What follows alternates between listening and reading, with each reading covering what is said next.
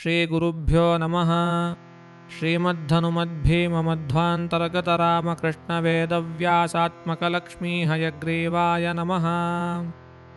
अथ श्रीमदानन्दतीर्थभगवत्पादाचार्यविरचिते श्रीमन्महाभारततात्पर्यनिर्णये व्यासावतारकथानिरूपणं नाम 10मोऽध्यायः। द्वापरेऽथयुगे प्राप्ते त्वष्टाविंशतिमे पुनः स्वयंभुशर्वशक्राद्या दुग्धाब्धेस्तीरमाययुः पयोब्धेरुत्तरन्तीरमासाद्य विबुधर्षभाः तुष्टुवुः पुण्डरीकाक्षमक्षयं पुरुषोत्तमम्। नमो नमो गण्यगुणैकधाम्ने समस्तविज्ञानमरीचिमालिने अनाद्यविज्ञानतमो निहन्त्रे परामृतानन्दपदप्रदायिने स्वदत्तमाला भुवि पातकोपतो दुर्वाससशापत आशुहि श्रिया शक्रे विहीने दितिजैः पराजिते पुरा वयं त्वां शरणं गताः स्मः। त्वदाज्ञया बलिना सन्दधाना वराद्गिरीशस्य परैरचाल्यम् वृन्दारकामन्दरमेत्य बाहुभिर्नशे कुरुद्धर्तुमिमे समेताः।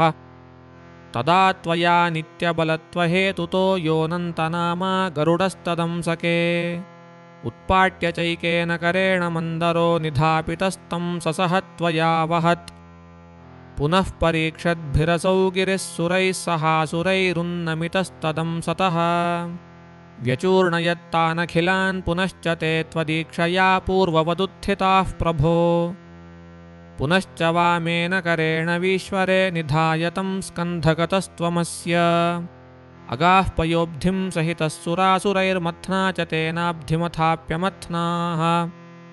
कृतश्च कद्रोस्तनयोऽत्र वासुकिर्नेत्रं त्वया कश्यपजः स नागराट् ममन्थुरब्धिं सहितास्त्वया सुराः सहासुरा दिव्यपयोघृताधिकम्।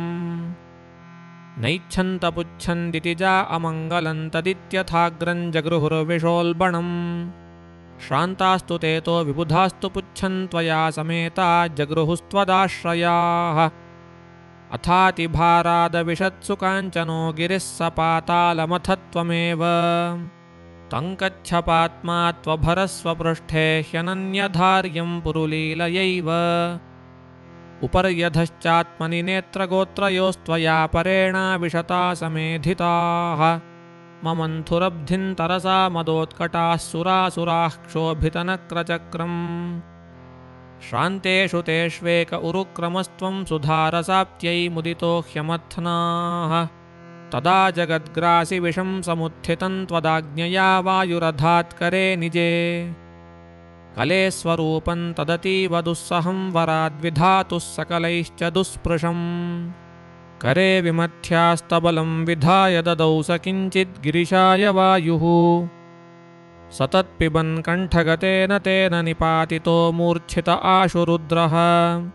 हरेः करस्पर्शबलात् ससंज्ञामवापनीलोऽस्य गलस्तदासीत् अथ त्वदाज्ञां पुरतो निधाय पात्रे तपनीयरूपे स्वयं त्वनिर्मथ्यबलोपपन्नं पपौ स वायुस्तदुतास्य जीर्णम्।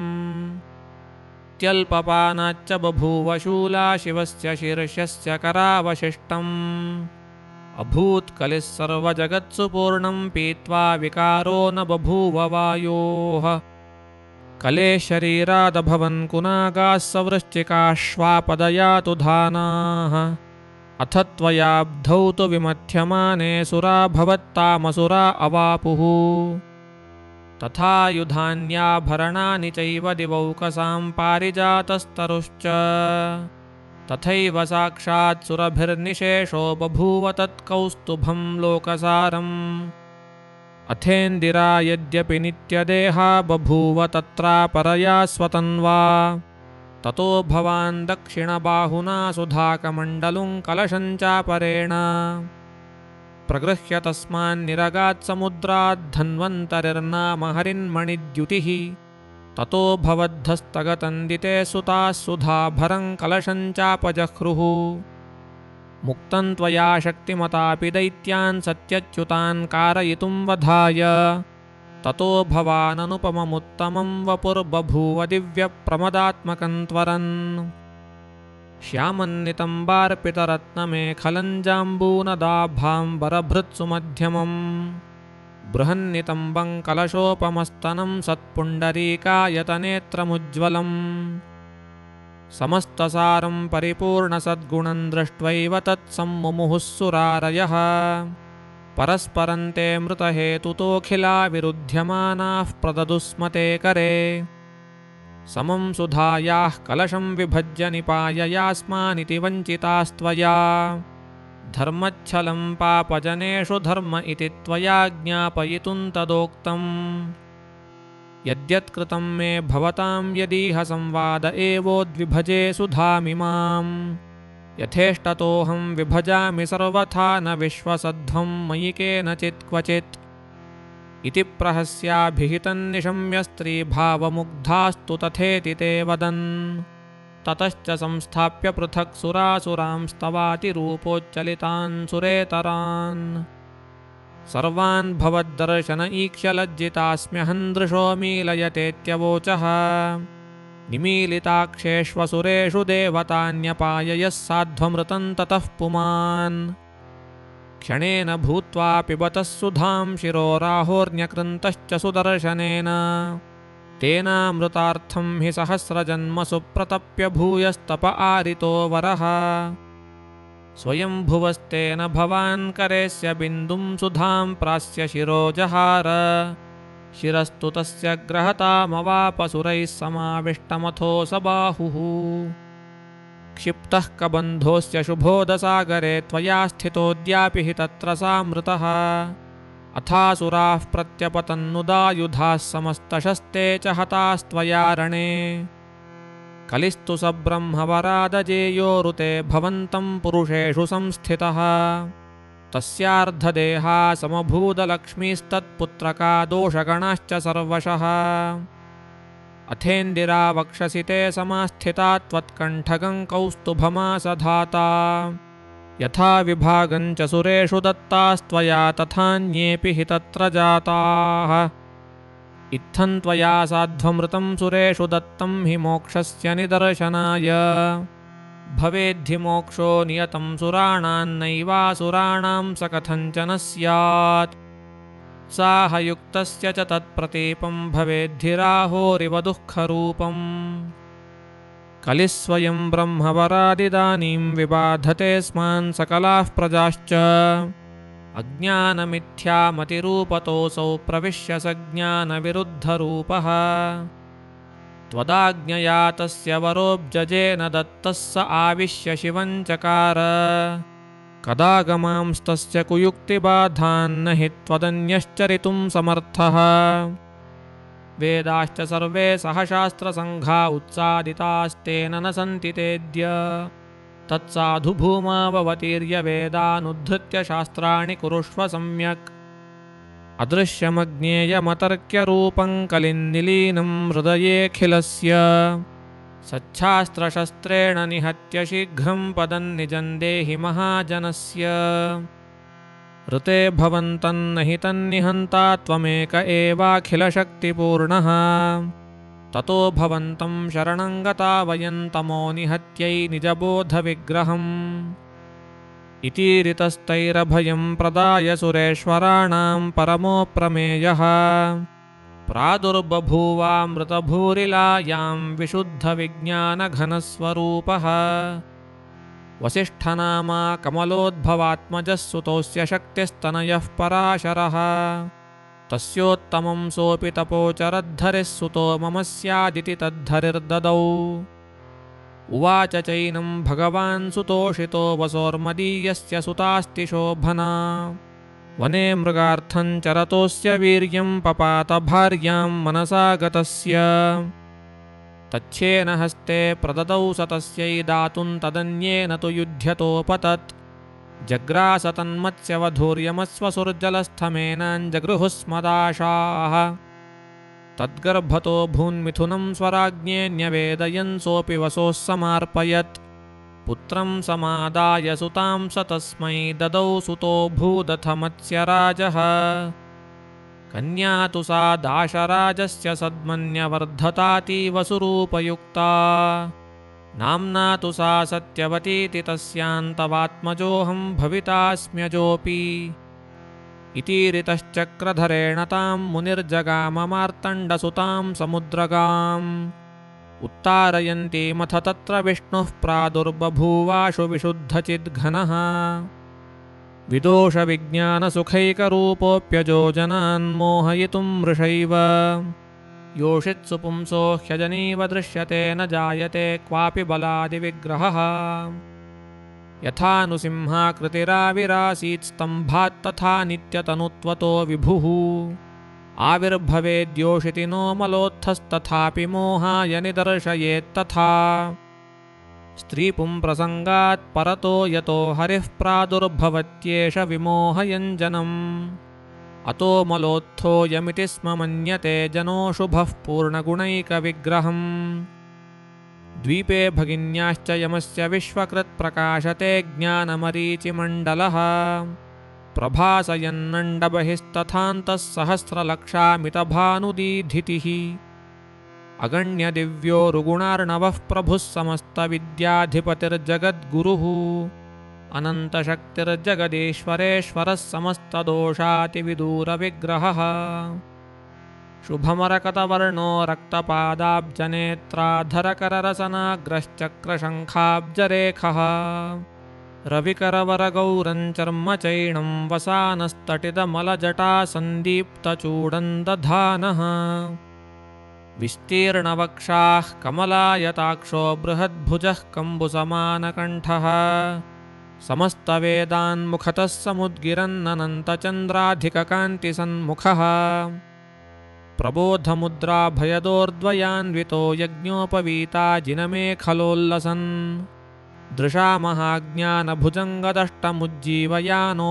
जगदत्यरोचत सलोकधर्माभिरिरक्षया पितुर्द्विजत्वमाप्याशु पितुर्ददौ निजम् ज्ञानन्तयोः संस्मृतिमात्रतः सदा प्रत्यक्षभावं वरमात्मनो ददौ द्वैपायनः सोऽथ जगाममेरुञ्चतुर्मुखाद्यैरनुगम्यमानः उद्धृत्य वेदानखिलान् सुरेभ्यो ददौ मुनिभ्यश्च यथादिसृष्टौ सर्वाणि शास्त्राणि तथैव कृत्वा विनिर्णयं ब्रह्मसूत्रं चकार तच्छुश्रुवुर्ब्रह्मगिरीशमुख्याः सुरामुनीनां प्रवराश्च तस्मात् समस्तशास्त्रार्थनिदर्शनात्मकं चक्रे महाभारतनामधेयम् वेदोत्तमं तच्च विधातृशङ्करप्रधानकैस्तन्मुखतः सुरैः श्रुतम् अथो गिरीशादिमनोनुषायी कलिर्ममाराशु सुवाङ्मयैः शरैः निकृत्तशीर्षो भगवन्मुखे ऋतैः सुराश्च सज्ञानसुधारसं पपुः अथो मनुष्येषु तथा सुरेषु रूपान्तरैः कलिरेवावशिष्टः ततो मनुष्येषु च सत्सु संस्थितो विनाश्य इत्येव हरिर्व्यचिन्तयत् ततो नृणां कालबलात् सुमन्दमायुर्मतिं कर्म च वीक्ष्य कृष्णः विव्यासवेदांस विभुश्चतुर्धा चक्रे तथा भागवतं पुराणम् ये ये च सन्तस्तमसानुविष्टास्तांस्तान् सुवाक्यैस्तमसो विमुञ्चन् चचारलोकान् सपथि प्रयान्तं कीटं व्यपश्यत्तमुवाच कृष्णः भवस्वराजाकुशरीरमेतत्यक्त्वेति नैच्छत्तदसौ ततस्तम् अत्यक्तदेहं नृपतिं चकार पुरा स्वभक्तं वृषलं सुलुब्धम् लोभात् स कीटत्वमुपेत्य कृष्णप्रसादतश्चाशु बभूव राजा